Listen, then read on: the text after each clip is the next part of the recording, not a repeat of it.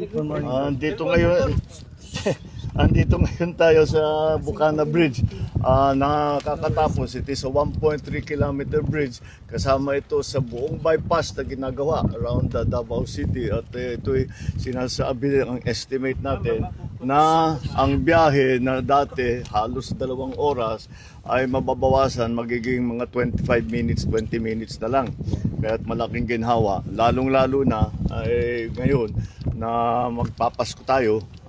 Alam naman natin nangyayari sa traffic. Kaya ito ay magagamit. We will open the bridge on the 15th. December 15 gagawin na. Matatapos yung buong bypass by December 2027.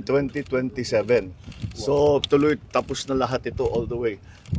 Kaya ito ay nagsimula, na-approve ito noong July ng 2022.